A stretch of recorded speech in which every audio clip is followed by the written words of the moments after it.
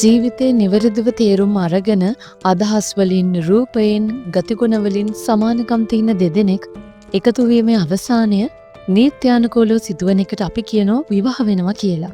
ජීවිතේ කොච්චර හොඳට තේරුම් ගත්ත දෙන්නෙක් වුණත් විවාහ ජීවිතයේදී විවිධාකාර වුණු ප්‍රශ්න ගැටලු වලට මුහුණ දෙන්න වෙනවා. ඉතින් එහෙම ගැටලු පැන නගිද්දි සාර්ථක පෞල් ජීවිතයක් ගත කරන එක දුෂ්කර කර්තව්‍යයක් වෙනවා.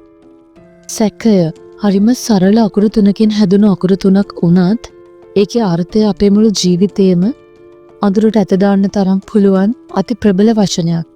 එහෙමනම් සැකය අමුසැමෙන් අතරට ආවොත් ඒ විවාහ ජීවිතේ කඩාකප්පල් වෙලා අවසානයේ දික්කසාදයකින් කෙලවර වීම පවා අභිභවා ගිහින් මරණයකින් පවා වන්දි ගෙවන්න සිද්ධ වෙන මහා විපතක්. සමාජ විද්‍යාඥයෙක් වුණු ඇරිස්ටෝටල් විටක මෙහෙම කියනවා. උපුටා ගැනීම. මිනිස්සෙකු හුදකලාව මනන්තරයක ජීවත් වෙනවා නම් ඔහුට ගැටලු ඇති නොවේ. උපුටා ගැනීම අවසන්. නමුත් සාමූහික සමාජයක අන්තර් සම්බන්ධතා පවත්වගෙන අපි ජීවත් වෙද්දී මේ සැකය ඇතිවීම හරිම ස්වභාවික දෙයක්. කොහොම වෙතත් මේ සැකය ප්‍රධාන වශයෙන් ප්‍රධාන කොටස් දෙකකට බෙදන්න පුළුවන්. ඒ තමයි යථාර්ථවාදී සැකය සහ යථාර්ථවාදී නොවන සැකය. යථාර්ථවාදී නොවන සැකය කියලා හඳුන්වන්නේ අසාධාරණ සැකය. ඒ කියන්නේ සාධාරණ හේතුවක් නැතිව හටගන්න සැකය. පෞල් ජීවිත තුළ සමහර සිද්ධීන් අවස්ථා තියෙනවා කිසිම හේතුවක් සාක්ෂියක් සාධකයක් නැතිව සැක කරන අවස්ථා. සරල උදාහරණයක් විදිහට කියනවා නම් තමන්ගේ ස්වාමියා ගෙදර නැති වෙලාවක යම්කිසි වෙලෙන්දෙක් ඕකි වෙළඳාම් කටයුතු කරන මුවාවෙන් නිවසට එනවා. නැවත පිටවෙලා යද්දී තමන්ගේ නිවසට ස්වාමියා එනවා. ඒ අවස්ථාවේ ස්වාමියා සිය බිරිඳව සැක කරමින් අනවශ්‍ය විදියට චෝදනා කරමින් ගැටලු ඇති කරගන්නවා කිසිදු හෙවීමක් බැලීමක් නැතිව.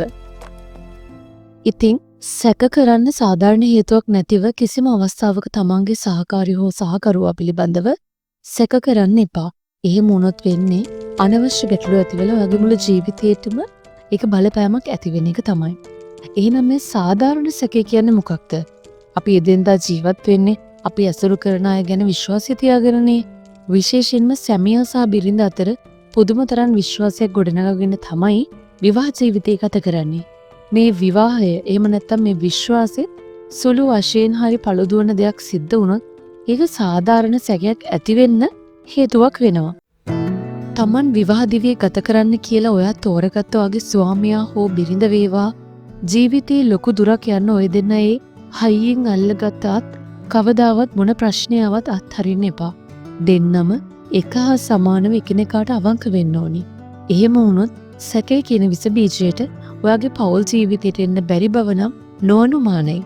සමහර අවස්ථාවන් එනවා බිරිඳ හෝ සැමියා විදේශගත වෙන නැත්නම් මාසයකට වරක් ගෙදර එන රාජකාරී අවශ්‍යතා මැද මාස ගණන් සිය නිවසට එන්න බැරි අවස්ථා තියෙනවා.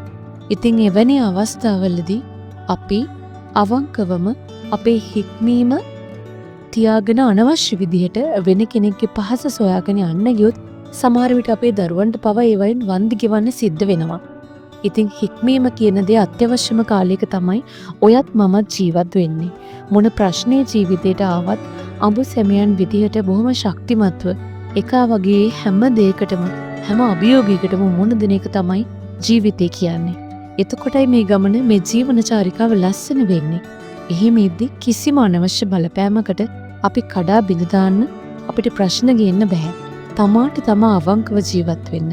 එතකොට ගොඩක් විසඳ ගන්න බැරි ප්‍රශ්න වලට පවා විසඳුම ලැබේවි. ඔයාට ජයෙන් ජය.